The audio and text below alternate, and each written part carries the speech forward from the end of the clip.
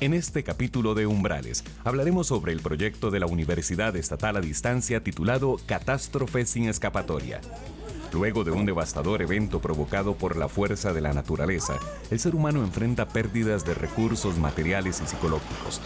Algunos psicólogos han manifestado que los cambios que suceden en el ambiente cercano a una tragedia no solo afectan de forma económica, física y social, también tienen una alta incidencia en el estado anímico de las personas sobrevivientes. La intervención, por tanto, no puede ignorar el sufrimiento humano, que en la gran mayoría de los casos se manifiesta como un estrés postraumático, ansiedad, somatización o depresión, entre otras. Para conocer más sobre el proyecto de investigación de catástrofes, la licenciada Ani Umaña conversó con Benicio Gutiérrez Doña. Gutiérrez es doctor en psicología por la Freie Universität Berlin, Alemania. Ha sido director y jefe de centro de investigación y cuenta con 20 años de experiencia como investigador. Tiene amplia experiencia docente universitaria en modalidades presencial y a distancia a nivel de grado y posgrado. En el 2012 recibió el galardón a la excelencia en la investigación que otorga el SUCAS-ICAR por haber realizado el mejor trabajo de investigación hecho en la UNED durante el periodo 2010-2012, orientado a mejorar la calidad de vida de la región centroamericana y del Caribe. Bienvenidos a un nuevo programa de Umbrales. Hoy hablaremos sobre investigaciones en ciencias psicológicas. Nos acompaña en el set principal el doctor Benicio Gutiérrez Doña. Bienvenido, Benicio, y gracias por acompañarnos. Gracias, Ani, por la invitación. Cuenta usted en la UNED con una serie de investigaciones en el campo de las ciencias psicológicas. Cuéntenos un poco de esas investigaciones. Sí, Ani, bueno, básicamente, como alrededor del año 2000 se empezó a fortalecer una tradición de investigación, que también se le podría llamar programas de investigación en ciencias psicológicas. De manera que tenemos alrededor de unos 10, 12 años de estar realizando investigación colaborativa internacional en el área de ciencias psicológicas, que es un área de las ciencias del comportamiento humano, ¿verdad? Efectivamente. Usted acaba de participar en el Congreso número 30 de investigación psicológica en Sudáfrica.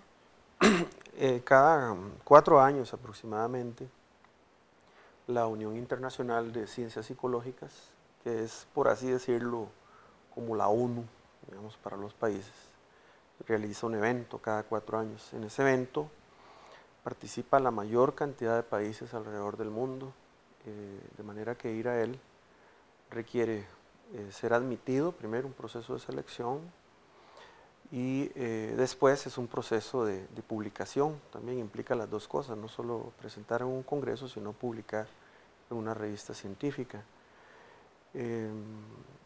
Costa Rica participó, en el caso por medio de la UNED, con 4 investigaciones en el área de ciencias psicológicas. Nos resultó agradable saber la noticia de que 7 de cada 10 investigaciones fueron aceptadas, es decir, se rechazó un 30%. De 10.000 se aceptaron solo 7.000 trabajos, es decir, estuvimos ahí 7.000 psicólogos de todo el mundo, de más de 103 países. El idioma oficial del Congreso fue el inglés y ahí pudimos exponer 4 trabajos que hemos desarrollado como parte de esta tradición de investigación desde el año 2000 al 2012. Bueno, ¿qué fue lo que presentamos ahí? Presentamos una investigación en el área de trauma, se clasifica dentro de esa área, y específicamente los resultados de investigación de la reacción que tuvo un grupo de 200 sobrevivientes al terremoto de Cinchona. Y nosotros, con un equipo de investigadores en psicología, llegamos e hicimos una medición, es decir, una cuantificación con instrumentos internacionalmente reconocidos para hacer esas mediciones y además observaciones de campo para ver cuál era el impacto 3 meses y 3 años después. Esa fue una investigación que presentamos ahí. La segunda investigación que presentamos fue un estudio sobre violencia psicológica en las organizaciones, que se clasifica dentro del área de psicología social. aplicada a las organizaciones, en este caso lo que se llama mobbing en inglés, que significa acoso laboral. Este estudio lo hicimos en la Universidad Nacional y en la UNED. En la Universidad Nacional se llevó a cabo una muestra aleatoria de unos 600 casos y en la UNED hicimos 2 muestras distintas, 100 casos en el 2009, 100 casos en el 2010. Es decir que tenemos una suerte de evaluación longitudinal para ese fenómeno en la Universidad Estatal a Distancia, y en el caso de la Universidad Nacional es una muestra probabilística, es decir, aleatoria, pero fue solo un punto de observación. Las otras 2 investigaciones que presentamos en Cape Town son sobre un área que le llamamos afrontamiento proactivo. Ahí presentamos una investigación básica que trata de responder si el afrontamiento proactivo, que es una estrategia adaptativa humana, es un asunto universal, es un fenómeno universal. Entonces, recolectamos datos en 6 países diferentes, Costa Rica, Canadá, Estados Unidos, participó India también de la muestra, y una muestra de Polonia. Y bueno, nosotros estamos ahí, ¿verdad?, comparándonos desde el punto de vista del afrontamiento proactivo con estas culturas. Derivada de esa misma investigación, presentamos también una investigación aplicada que es para desarrollo organizacional. Primero uno investiga a nivel universal si el constructo existe, y una vez corroborado eso, hace aplicaciones en las organizaciones para desarrollar organizaciones, entre comillas, por así decirlo, más inteligentes, digamos. Entonces, estamos hablando que del grupo de unas 10 investigaciones que estamos manejando en la tradición de investigación de la UNED en Ciencias Psicológicas, presentamos en ese foro solamente 4. Y pues nos sentimos halagados de que esas 4 investigaciones hayan sido publicadas en el journal de mayor cobertura mundial en psicología, que es el International Journal of Psychology, dicho en inglés, me disculpan mi acento, ¿verdad?, en inglés.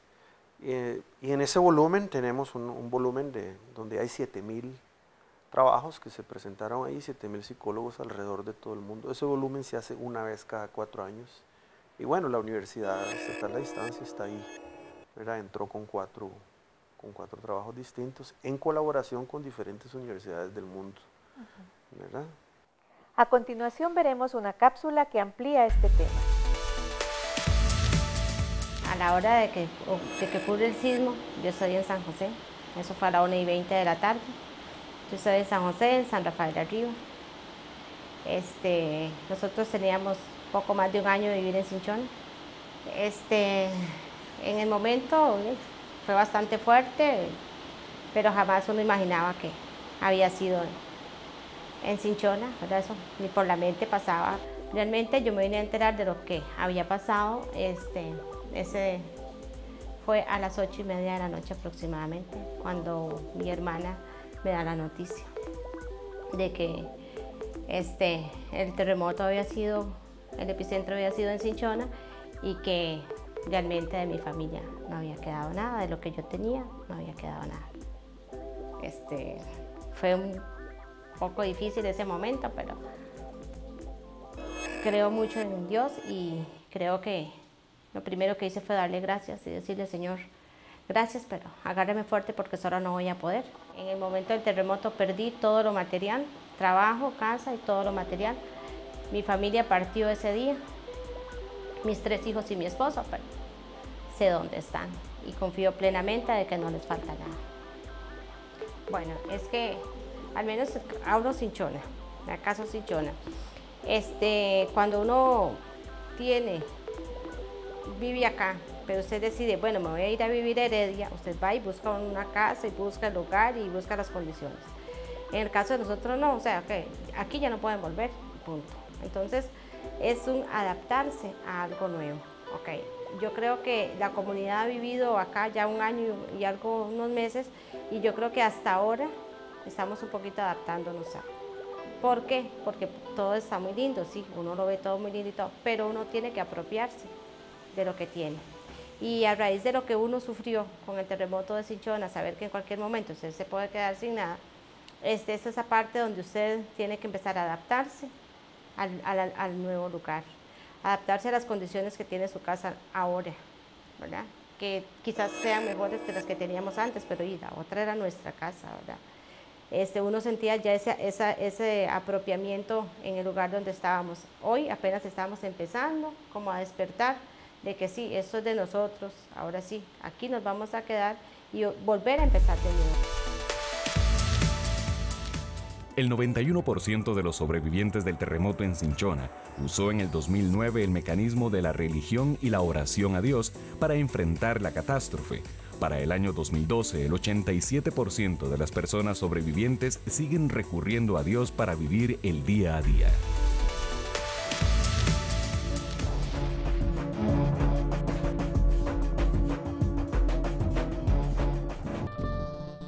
UNED.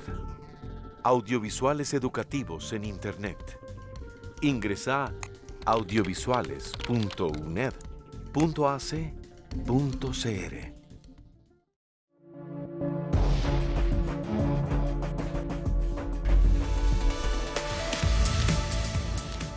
El estudio de la UNED demuestra que los hombres se reponen más rápido que las mujeres frente a un evento traumático sin escapatoria, por ejemplo, el terremoto ocurrido en Cinchona. Ya cada vez que tiembla algo ya no me da mucho miedo, porque sé lo que yo viví y uno nunca ya tiene que tener temor, ¿verdad? Y como le digo, porque en realidad lo material que se pierde siempre se repone. Y a causa de eso, la pérdida de la casita, que era muy humilde, me dieron esta a cambio de lo que perdí, que gracias a Dios, ¿verdad? Y que estuve 8 meses metida en un albergue, de verdad, llevando sol, llevando frío, conmigo, porque allá es muy frío. Muchas calamidades, como dice el dicho, ¿verdad? Que se me llevé. Cuando yo estaba en el albergue, todavía yo decía, lógico, yo estaba viviendo todo eso, con los 8 meses que estuve en el albergue. Quizás todavía pocas semanas de haberme venido para acá, que me dieron esta casita, pocas semanas, todavía yo estaba nerviosa, todavía sentía todo aquello. Pero en ese momento me dio mucho temor a mí en realidad, sí me asusté mucho, pero más el susto mío fue por mis hijas, ¿verdad? Y gracias a Dios, el cual por hoy ya vamos a hacer 4 años y ya estoy. Yo creo que la mayoría de gente, bueno, quizás tal vez porque yo no tuve hijos que se me murieran en ese terremoto, mi familia, ¿verdad? Pero si yo hubiera sido una mujer que se me hubieran muerto algunos hijos, todavía si estuviera, todavía trastornada, como dicen. Hasta el momento ya he recuperado, sí, muchas de las cosas que había perdido, digamos, estuve en el albergue por medio del terremoto, ¿verdad? Ya, todo está bien ahora con mi familia, con mi marido, todo, con mis hijos, que casi los sentía perdidos cuando pasó todo eso que pasó, porque se alejaron de mí. Yo, para ser sincera, no. Yo no me acuesto, yo no pienso, yo no me levanto así asustada, nada de eso. Ni ahorita que pasan temblorcillos de Nicoya y todo eso, ya yo no me asusto. Ni tampoco me acuesto así, nerviosa, ni nada, ni me levanto así. Gracias a Dios, no. Para nada. Continuamos conversando con el doctor Benicio Gutiérrez Doña. Don Benicio, usted me hablaba de la investigación que se hizo en Cinchona, Sí. 3 meses y 3 años después del terremoto sucedido. ¿Cuáles son los resultados que se obtienen que a la población le encantaría conocer? Claro. Sí, quizás en este momento los resultados de esta investigación son calientes, por así decirlo, para el país. Y lo más importante es el pronóstico que podemos hacer para los sobrevivientes del impacto que hubo recientemente en la península de Nicoya, en Sámara. Básicamente los 3 grandes grupos de resultados que obtuvimos son así. Nosotros evaluamos el impacto que provocó el terremoto de 6.2 en Cinchona en 200 sobrevivientes, en estrés postraumático, que aplicamos instrumentos de medición y protocolos de observación. El segundo gran componente que evaluamos con observaciones y mediciones fue sintomatología provocada por el impacto. Son 3 tipos de síntomas: reacciones de depresión, de ansiedad y somatización, que significa mandar el estrés al cuerpo, ¿verdad? Perdón.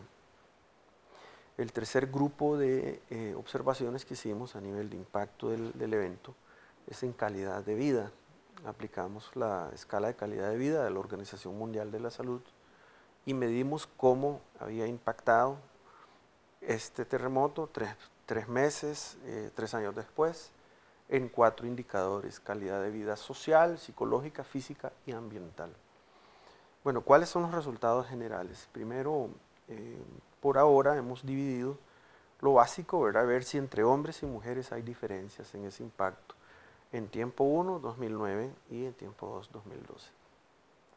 Descubrimos que el grupo de sobrevivientes mujeres presentan la mayor incidencia y frecuencia y severidad de estrés postraumático 3 meses después y 3 años después. Es decir, si bien hubo una disminución natural en la frecuencia y severidad del estrés postraumático, las mujeres presentan en general a través del tiempo, imagínense que es un lapso de 3 años, un nivel de estrés postraumático, frecuencia mucho mayor que los sobrevivientes hombres, ¿verdad?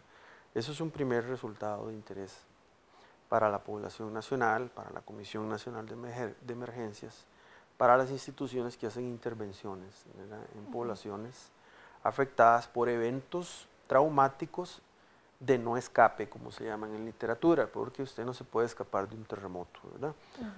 Usted se puede escapar de un ciclón, que ya se lo anticiparon. Si gusta, agarra un avión, se va, agarra un automóvil, se va a vivir a otra provincia o incluso puede escaparse del país, ¿verdad? Pero de un terremoto nadie se escapa, ¿no? En el momento que se vino, usted lo vive inevitablemente. Entonces, mujeres, entonces, en resumen, están padeciendo más estrés postraumático que los hombres todavía 3 años después.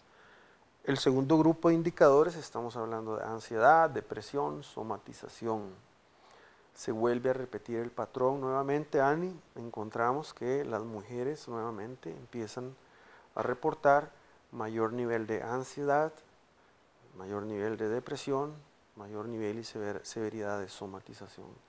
3 meses después, 3 años después.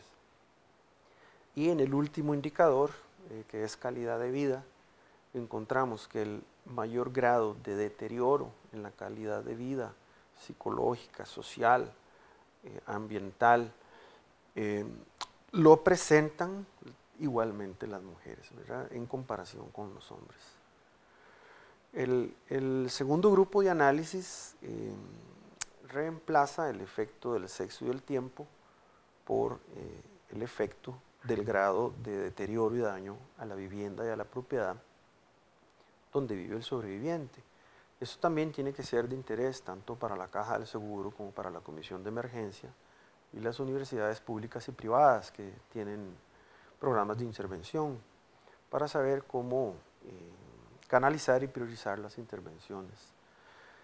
Dividimos a los grupos en 3, aquellos sobrevivientes cuya propiedad fue declarada con pérdida total, aquellos cuya propiedad fue declarada con daños parciales y aquellos que, si bien experimentaron el mismo impacto, su casa no sufrió daños mínimos, ¿verdad?, o absolutamente nada. Puede sonar de sentido común, sin embargo hay que probarlo con investigación empírica. Aquellos que sufrieron daño total, sufrieron mayor cantidad de estrés postraumático, síntomas de ansiedad, depresión y somatización, y su calidad de vida se deterioró más, 3 meses y 3 años después. Si pasamos al grupo de daño parcial, los indicadores bajan a la mitad. Estrés postraumático, ansiedad, depresión y somatización, y calidad de vida también. Y si bajamos al grupo, descendemos en los indicadores de que no hubo tanto daño en la casa, sino solo daños menores, digamos con una mano de pintura o con un arreglo pequeño por aquí, puedes seguir viviendo normalmente en tu casa. Ese grupo es el menos afectado en los 3 grandes indicadores psicosociales que medimos. Entonces aquí resumiendo, en el caso de la investigación de Cinchona tenemos dos resultados generales. El impacto sobre las mujeres y hombres y el impacto sobre el tipo de daño. Yo quiero hacer un pronóstico, porque esta es investigación científica y parte de nuestra labor es no solamente explicar lo que ocurrió, sino predecir. Entonces yo como investigador y mi equipo queremos hacer una predicción para el país en general. No sé si se podrá tomar como una advertencia o como un señalamiento, pero sí hay que ponerle atención al hecho de que si los sobrevivientes al terremoto de Samara en Nicoya, que fue un terremoto más severo de 7.6, los podemos clasificar en estos tres grupos de daño total, parcial y daño mínimo, por un lado, y mujeres y hombres por otro. Si aplicamos un razonamiento inductivo por analogía, podemos atrevernos a decir que con base en los 200 casos observados 3 meses y 3 años después, que esta población también va a presentar el mismo patrón de reacción si no son atendidos debidamente, ¿verdad? Esos serían los resultados más importantes, ¿verdad?, en el caso de Cinchona. Conozcamos más de este tema en la siguiente cápsula. Cuando uno vuelve a hablar de esto es como volverlo a vivir, ¿verdad? Es, bueno, bien difícil, es un momento que uno jamás espera que suceda. Ver en cuestión de 20 segundos destruido, bueno, casi el 100% del trabajo de uno o del lugar de trabajo. Llegar a la casa, ver uno todo quebrado, todo en el suelo, y ver la familia en la forma, ¿verdad?, como ellos se encuentran, el nerviosismo, y bueno, en realidad es algo que es sumamente difícil, ¿verdad? Sumamente difícil, una experiencia que yo creo que solo los que la hemos vivido sabemos en realidad lo que es, ¿verdad? Bueno, en ese momento hay algunas cosas que sí lo afectan a uno mucho todavía, ¿verdad? Sí, por más tiempo que haya pasado, el nerviosismo siempre sigue, ¿verdad? Como este último terremoto, el último temblor que vivimos no hace mucho, uno vuelve a revivir todo aquello.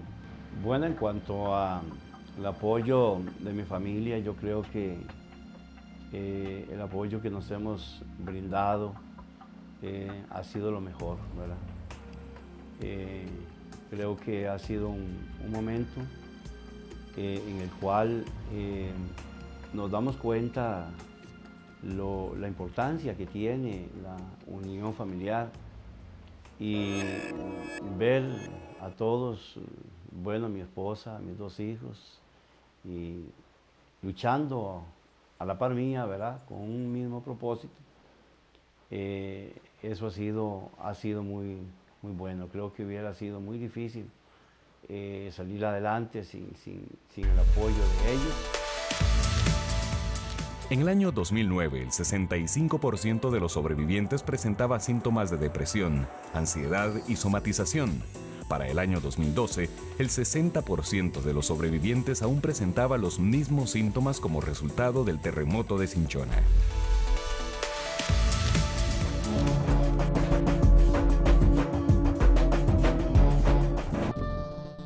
UNED. Audiovisuales educativos en Internet. Ingresa audiovisuales.uned.ac.cr.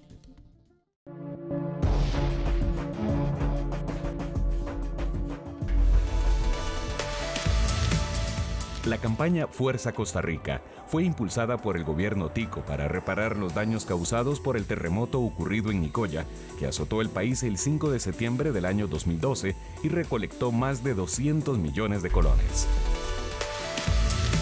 Hace 4 años que pasamos la tragedia del terremoto. Fue una experiencia bastante difícil, porque fue un momento muy duro que nadie esperaba aquí en esta zona. Esperando todavía en Dios que nos solucionen el problema de vivienda, porque duramos 8 meses en un albergue, en una plaza, y nadie tiene idea de lo que fue vivir ahí. De verdad, la experiencia fue muy duro vivir así. Totalmente la vida me ha cambiado después del terremoto, porque yo antes aún padecía depresiones, pero no igual que ahora. Ya las depresiones ahora son más fuertes. Yo cuando tiembla me da horror, me da pánico. Yo no me controlo, porque uno piensa que va a venirse otro terremoto igual, ¿verdad? Aún tengo tratamiento con el psiquiatra y todo, pero no es así como que uno diga, eso me va a curar, ¿verdad? De un solo. Siempre siente uno ese miedo de que si vuelve a temblar igual, con la misma magnitud. Todos caímos al suelo en ese momento y nos revolcábamos unos encima de otros. Todo nos caía encima, no podíamos levantarnos. Entonces, uno vive con el trauma, ¿verdad? De ese momento que vivió uno. En la noche, a mí me ha pasado más de una vez que yo me levanto llorando por miedo de que vuelva a temblar o que volvamos a sentir eso que sentimos, ¿verdad? Y ahora, la verdad, lo que me ha dado a mí motivos para vivir son mis nietos. Primeramente la ayuda de Dios, pero mis nietos fueron los que llegaron a llenar esa tristeza tan grande que ha habido en mí después del terremoto, porque yo no salía, la verdad no me gustaba, me daba miedo salir. Y ahora ya cuando llegaron mis nietos, la verdad ellos son los que han llenado un montón ese vacío, ese susto, ese todo, porque ellos son los que me dan esperanza de vida. Entonces yo pienso que sí me afectó bastante, la verdad, el terremoto. No podemos tapar el sol con un dedo, ¿verdad? Sinceramente, sí me ha afectado mucho. Continuamos hablando sobre investigaciones en ciencias psicológicas. La segunda investigación que usted presentó en Sudáfrica, en el Congreso de Psicología, tiene que ver con acoso laboral en las universidades. Cuénteme un poquito sobre esta investigación. Bueno, resumido, en la Universidad Nacional hay una prevalencia de 21% de acoso laboral. Es decir, 2 de cada 10 trabajadores de la Universidad Nacional reportan haber sufrido acoso psicológico en los últimos 2 años. Y eso se puede generalizar a toda la población de trabajadores de la Universidad Nacional. En la UNED hicimos 100 casos de seropositivo, es decir, personas que se consideran víctimas en el 2009, repetimos en el 2010 con otros 100 casos de positivos. De esos 100 se descarta un 2%, es decir, 98 de 100 efectivamente han sufrido acoso laboral en el 2009 y otros 100 en el 2010. Es decir, estamos hablando de 2 instituciones afectadas por acoso laboral.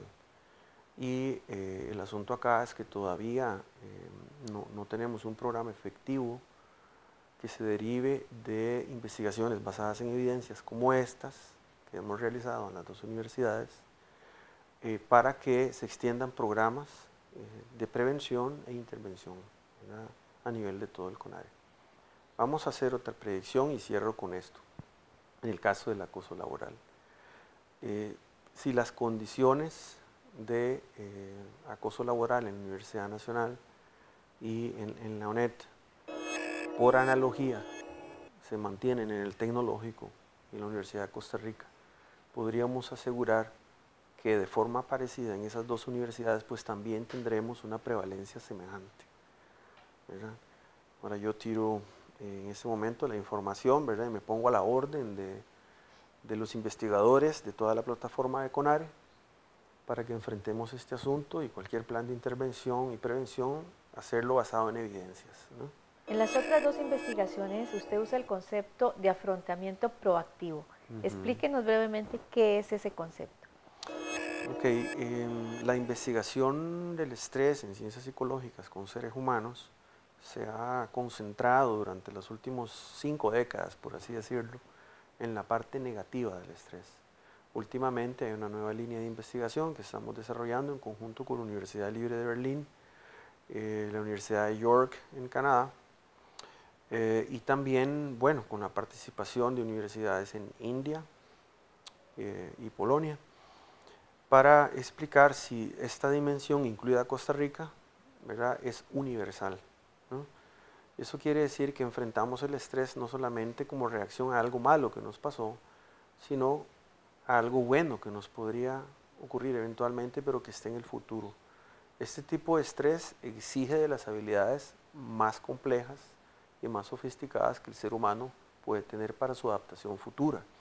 Entonces descubrimos que efectivamente los costarricenses, al igual que los estadounidenses, canadienses, hindúes y polacos, tienen esa característica llamada afrontamiento proactivo. Ahora, el paso del afrontamiento proactivo al desarrollo social, ¿verdad?, no es muy lejano.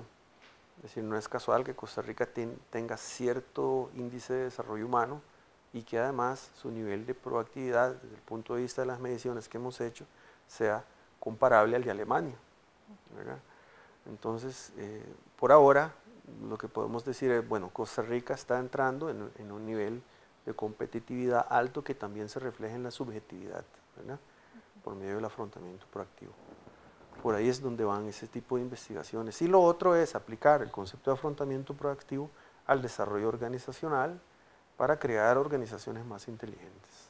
Por ahí es donde va la utilidad de esto. Muchísimas gracias, Benicio. Hemos aprendido bastantes cosas el día de hoy. Le deseo éxitos porque sé que van a formar un programa de investigación en ciencias psicológicas en la UNED, entonces le deseo muchos éxitos y muchas gracias por habernos acompañado. Bueno, gracias por la invitación y aquí estamos a la orden. Y a ustedes también, gracias por acompañarnos y los esperamos en nuestro próximo programa de Umbrales.